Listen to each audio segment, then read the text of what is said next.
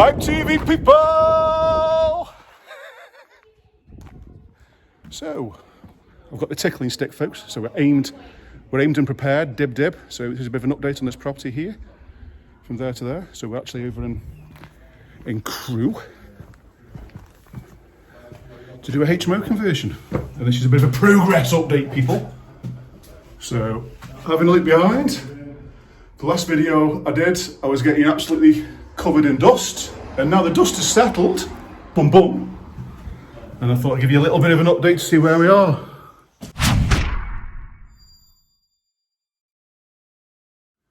So, into this room here, I have a bit of a pan round. So we've got some of this, we've got a big hole there where the ceiling's come down. This is coming down anyway. We've taken the chimney out behind, so that's disappeared now, vanished. So again, not much more has happened down here. Ceiling's gone. It's been swept out. One thing, whether you call it a tip or not, maybe some investors don't know about this. It's a temporary supply. What is it? It's a couple of sockets, so the lads have got some power to use. It's got a trip switch on there so that it's safe. And it's just going straight off the meter. And the idea of this is that the electricity feeds into there. We've got a couple of sockets that are then protected by an RCD, so it's safe for the lads to work.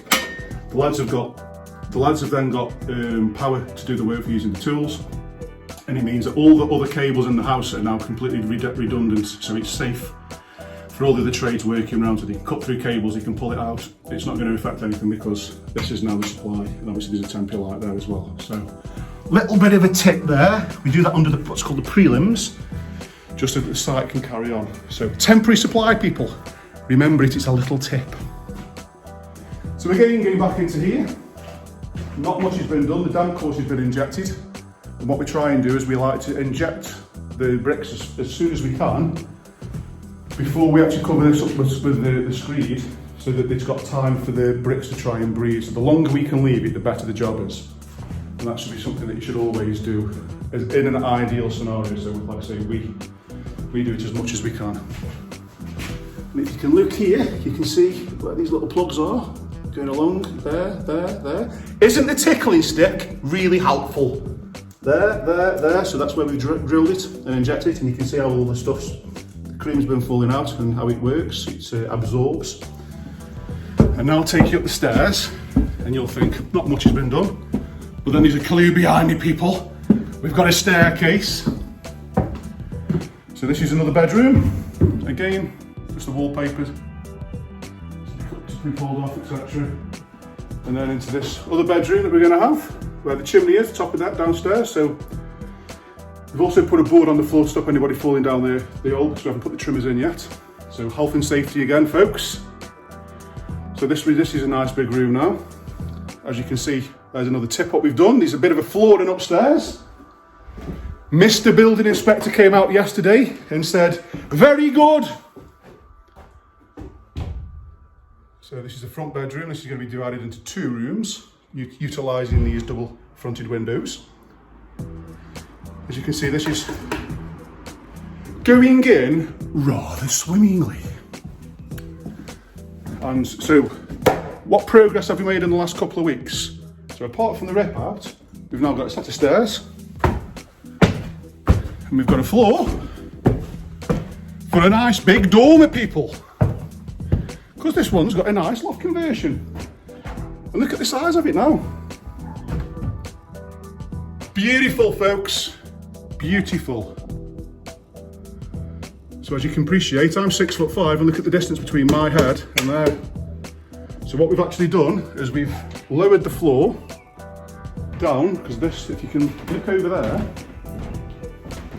you can see where the plaster line is, where the tickling stick is there. Tickle, tickle, folks, right where my finger is. That was the original ceiling height.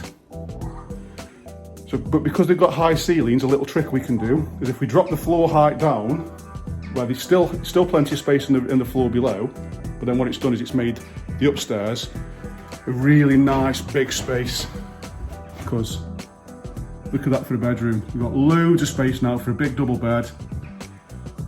It's, you know, you've got your ensuite going in here. This is going to be really cool.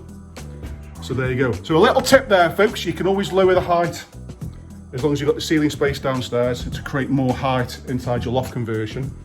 And by using a dormer under permitted development, there's another tip. Permitted development, you can just do these things now. So we've obviously got 2 windows going in, framework's done, and maybe someone at home is wondering a little bit how you do a dormer. So it is actually quite simple. So what we do is we've got the ridge beam there, which is the initial ridge going along, which is that piece of timber there at the end of the tickling stick. We've put some purlins in, which is the structural engineer's design, that have been bolted together. So that's to give the top part some strength, because that is carrying the weight now of the back of the roof. So let's get rid of the tickling stick and I'll use the hand. So these 2 pieces of timber that have been bolted together are now carrying the weight of this roof. So how that works then is that's then inside the brickwork, as you can see over there and behind me, over there.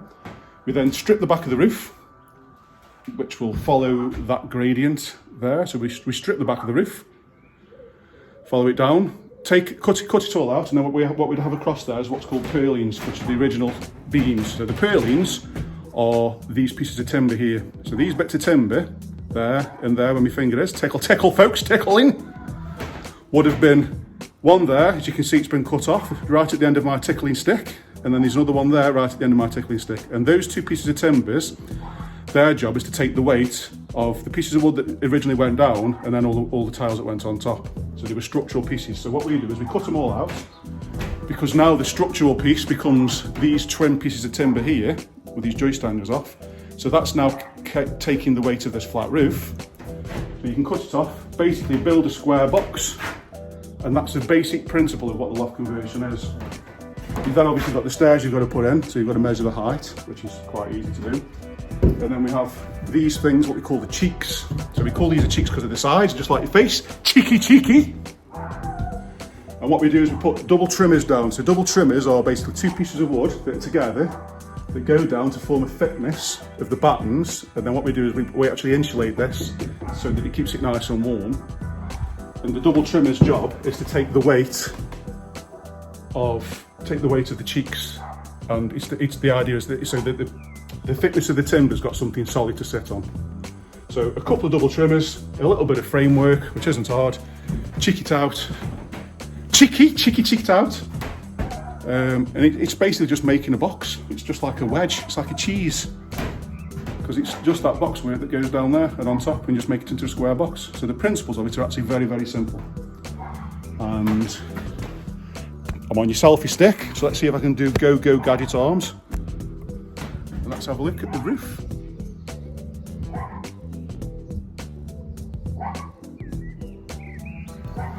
No, I've not actually been up there just yet. I'm going up there in a minute. But I do believe it's weather tight, because I can see that the soffit's been done here.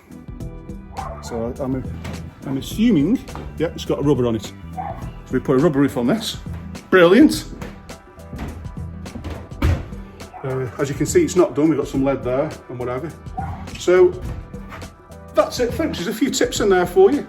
I've just explained to you the principle of a dormer, which is basically just creating a box. How we take the supports there to cut the purlins out. So we have to put 2 pieces of timber together, or sometimes a steel, and bolt them together in this particular case. Put the floor down. You can also drop the height of the floor to create more height in the loft, to create a really nice big room. As you can see behind me, it's going to be awesome when it's done. Beautiful, folks, beautiful.